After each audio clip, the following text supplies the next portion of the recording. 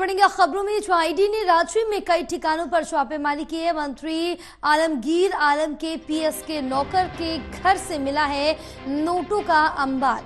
तो झारखंड के ग्रामीण विकास मंत्री हैं आलमगीर आलम, जिनके घर से मिला है नोटों का अंबार। प्रवर्तन निदेशालय ने यहाँ पर छापेमारी की है और इसके साथ ही काफ़ी जो कैश है वो भी बरामद किया। इस वक्त की बड़ी अपडेट आप तक पहुँचा रहे हैं। जहाँ बताते चले कि ईडी ने झारखंड के रांची में कई ठिकानों पर छापेमारी करके बड़े पैमाने पर कैश बरामद किया। ग्रामीण विकास मंत्री आलमगीर आलम के निजी सचिव संजीव लाल के नौकर के घर ईडी ने भारी नकदी जब्त किए। सूत्रों के मुताबिक अभी तक 30 करोड़ रुपए के कैश की बरामदगी का अनुमान लगाया गया है। ईडी ने कुछ योजनाओं के काम में अनियमितताओं से जुड़े मनी लॉन्ड्रिंग मामले में फरवरी 2023 में झारखंड ग्रामीण विकास विभाग के मुख्य अभियंता वीरेंद्र के राम को गिरफ्तार भी किया था और ईडी का मानना है कि ये काली कमाई का हिस्सा है। कुछ दिन पहले ही पीएम मोदी जब झारखंड में चुनाव प्रचार कर रहे थे तो उन्होंने करप्शन का मुद्दा उठाया था और उनकी रैली के कुछ दिन बाद यहाँ कार्रवाई हुई जिसमें बड़ी मात्रा में ये कैश मिला है। आलमगीर आलम पाकुड़ विधानसभा से कांग्रेस के 4 बार के विधायक रहे और अभी राज्य सरकार में संसदीय कार्य और ग्रामीण विकास मंत्री हैं। इससे पहले आलमगीर आलम 20 अक्टूबर 2006 से 12 दिसंबर 2009 तक झारखंड विधानसभा अध्यक्ष भी रहे थे। विरासत में राजनीति मिलने के बाद आलमगीर ने सरपंच का चुनाव जीतकर राजनीति में प्रवेश किया।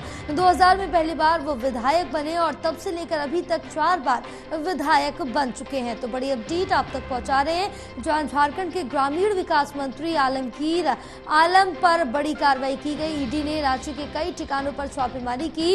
मंत्री आलमगीर के पीएस के नौकर के घर भी छापेमारी की गई। नौकर के घर से बरामद हुआ है नोटों का अंबार।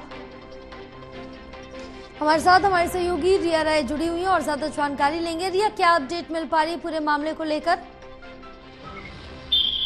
जी देखिए जयपाल, जिस तरीके से ईडी का जो रुख है वो इस समय झारखंड सरकार में जो मंत्री हैं आलमगीर आलम, उनके जो निजी सचिव है यानी कि जो पीएस हैं उन पर बड़ी कार्रवाई के साथ में एक बड़ी जो रकम है वो इनको प्राप्त हुई है। जिसकी अभी तक जानकारी बताई जा रही है कि जितनी गिनती हुई है उसके हिसाब से 20 से 30 करोड़ रुपए का जो कैश है वो मिला है। यानी कि छापेमारी के बाद भारी संख्या में जो एक कैश है वो बरामद हुआ है। हालांकि ये भी कहा गया है कि जो मनी लॉन्ड्रिंग का एक ये बताया जा रहा है कि एक मामला है तो जांच के दौरान ही आलमगीर आलम का भी नाम सामने आया था और ये जानकारी ईडी को मिली थी कि आलमगीर आलम के जो मंत्रालय में भ्रष्टाचार है वो काफी समय से चल रहा है और ये पैसा जो है वो उनके पीएस यानी कि जो उनके करीबी हैं तो उनके घरों पर ट्रांसफर हुआ करता था। उसके बाद से ही जो मंत्री हैं और उनके जो निजी सचिव हैं उनके यहाँ पर छापेमारी की शुरुआत की गई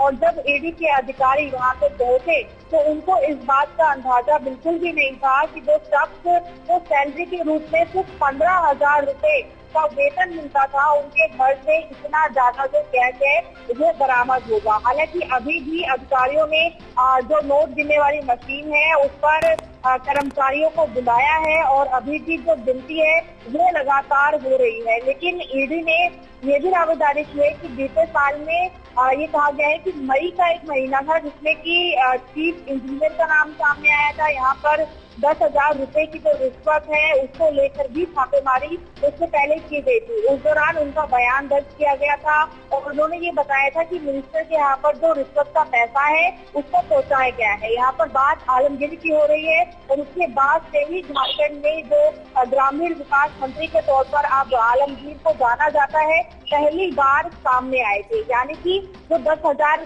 की जो रिश्वत थी उस मामले को लेकर जो मई का महीना था तब से ही आलमगीर के ऊपर ईडी का जो शिकंजा है वो कसा जा रहा है और तब से लेकर अब तक में आप देखिए कि सबसे बड़ी जो कैश है वो उनकी नजदीकियों के पास से मिल रही है जिनका मामूली वेतन सिर्फ 15,000 के रुपए के आसपास से बताया जा रहा है। यानी कि जो भी उनके नजदीकी है और उनके घर से इतनी बड़ी रिश्वत का मिलना अभी भी फिलहाल गिनती जो है ईडी कर रही है और अभी तक ईडी की तरफ से जो जांच हुई है उसमें ये कहा गया है कि अभी जो मोटी रकम है उसका अंदाजा लगाया जो कि 20 से 30 करोड़ रुपए की है। तो आप ये कह सकती है कि इसमें अब कहीं ना कहीं पर उनका काफी ज्यादा जो जो छवि है उस पर भी इसका असर पड़ रहा है। और काफी ज्यादा जो सवाल है वो भी कहीं ना कहीं पर उठ रहे हैं, क्योंकि इसको लेकर बीजेपी सांसद एक निशिकांत दुबे, उन्होंने भी कांग्रेस पार्टी पर निशाना साधा था और ये कहा भी था कि 30 करोड़ रुपए से